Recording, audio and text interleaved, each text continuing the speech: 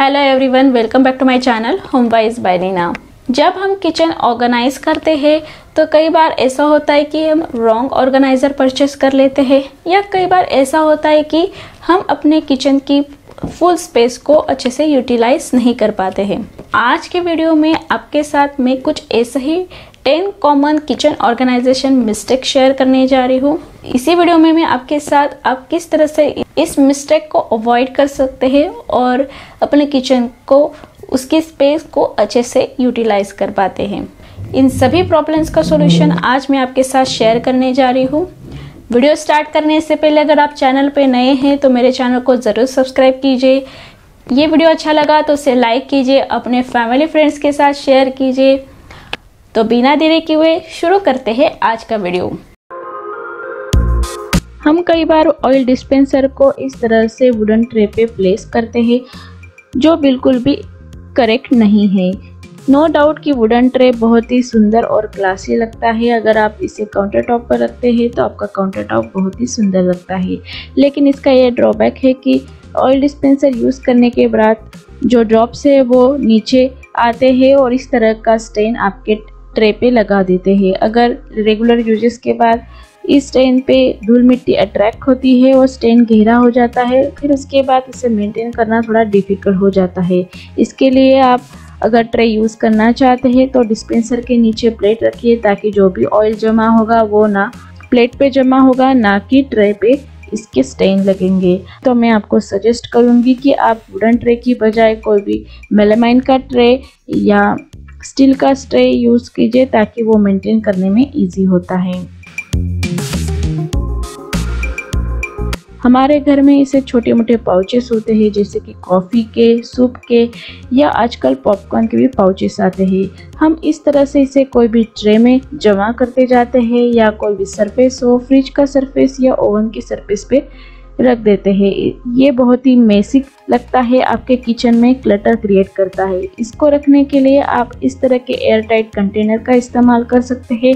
Air tight होने की वजह से बाय चांस कोई पाउच ओपन भी हुआ तो एयर टाइट की वजह से वो ख़राब नहीं होगा। या इस तरह का जो सुंदर वाला कोई भी कंटेनर आप यूज़ करना चाहते हैं जो दिखने में अट्रैक्टिव हो, उसमें भी आप पाउचेस को रख सकते हैं। लेकिन मैं इस तरह के ग्लास कंटेनर में इन सारे पाउचेस को रखती हूँ, और ये जो ग्लास कंटेनर हैं वो सी थ्रू होने की वजह से कौन से पाउचेस की इस क्वांटिटी में अवेलेबल है मुझे इजीली पता चल जाता है।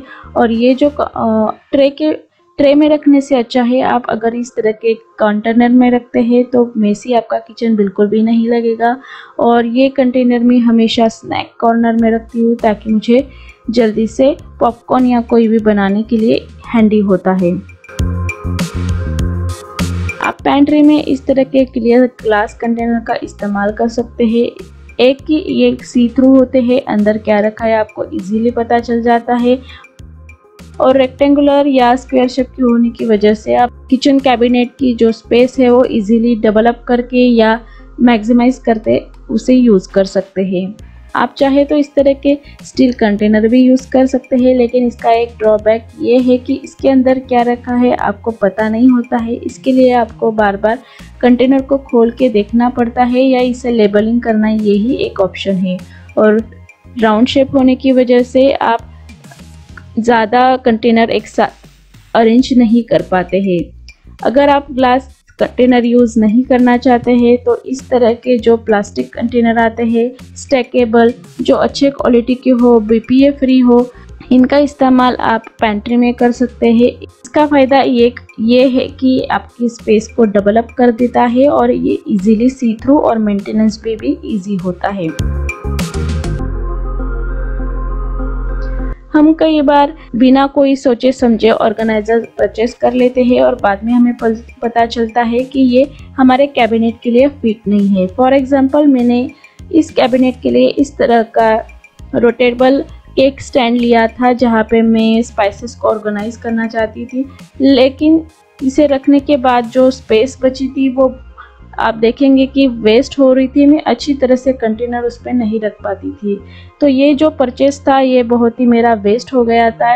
अगर आप इस तरह से रॉन्ग ऑर्गेनाइज़र परचेस करते हैं तो आपके पैसे भी वेस्ट होते हैं। इसके बजाय आप जो आपके कैबिनेट में फिट हो जो आपको इजी हो उस तरह के ऑर्गेनाइज़र परचेस करें। जैसे कि आप देखेंगे कि ये ऑर्गेनाइज़र रखने से मेरी जो कैबिनेट की स्पेस है वो डेवलप हो गई। नीचे मैंने टोस्टर रखा, ऊपर मैंने सिरेमिक के कंटेनर्स रखे और बाजू में जो स्पेस है वहाँ पे मैं आसानी से कुछ मेरे जो एक्स्ट्रा के कंटेनर्स है उसे आसानी से ऑर्गेनाइज कर पाई। तो आप जब भी कोई ऑर्गेनाइज़र खरीदें तो पहले आप कैबिनेट का माप ले लें और उसी तरह जिसे आपकी ज़रूरत है उसी ऑर्गेनाइज़र को आप परचेज़ करें। हम कई बार किचन अप्लायंसेस जो हम हमेशा यूज़ नहीं करते हैं, जैसे कि मिक्सर या टोस्टर, बिना सोचे समझे हम काउंटर टॉप पर रखते जाते हैं। इससे क्या होता है कि आपकी काउंटर टॉप की स्पेस पूरी तरह से ऑक्यूपाई हो जाती है और आपको यूज़ करने के लिए बिल्कुल भी स्पेस नहीं बचती है। कई बार हम कोई बिना सोचे समझे रैंडमली सारी चीज़ें जो भी कैबिनेट हमको मिलता है उसमें रखते जाते हैं और ये दिखने में बहुत ही क्लटर मेसी दिखता है। और जब भी हमें कोई चीज़ की ज़रूरत होती है तो हमें बार बार आगे वाली चीज़ या बार बार कोई आजू बाजू वाली चीज़ निकालनी पड़ती है, फिर उस चीज़ को हमें यूज़ करना पड़ता है। इसमें आपकी टाइम और एनर्जी दोनों ही वेस्ट होती है।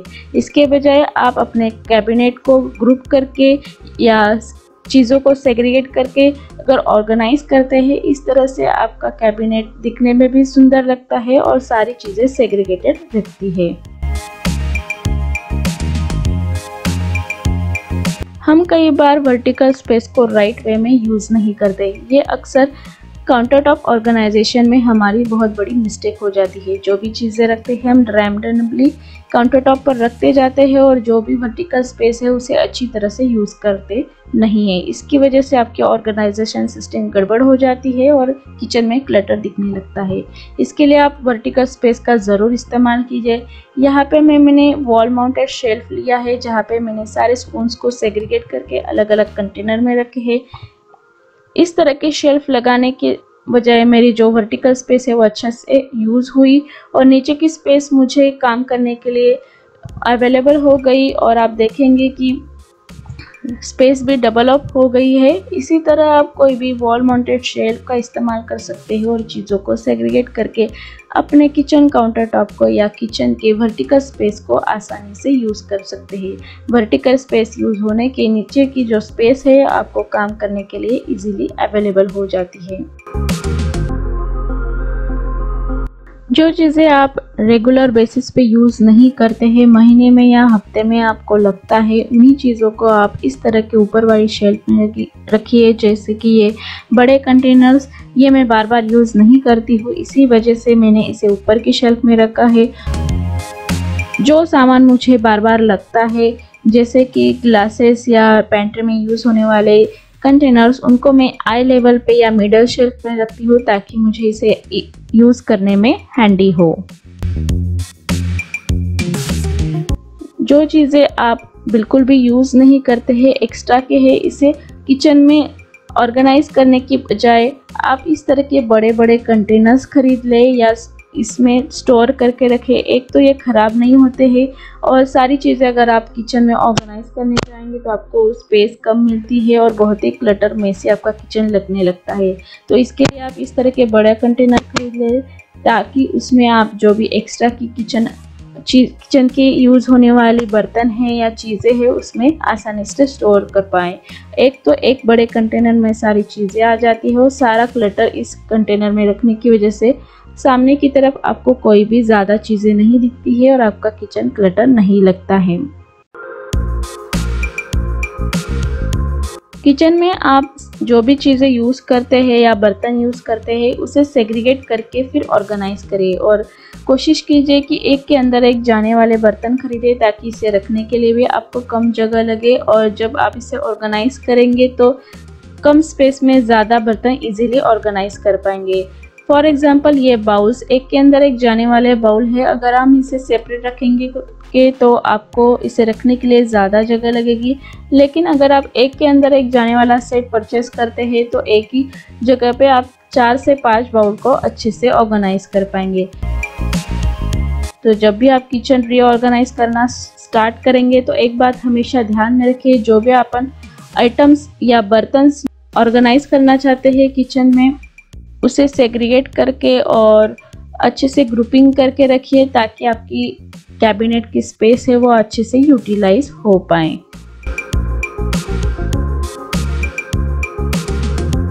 अगर आपको आज का वीडियो अच्छा लगा तो उसे लाइक कीजिए, अपने फैमिली फ्रेंड्स के साथ शेयर कीजिए और मेरे channel home wise by Leena को भी ज़रूर सब्सक्राइब कीजिए। फिर मिलेंगे आने वाले हफ्ते में एक नई वीडियो के साथ। Till then bye.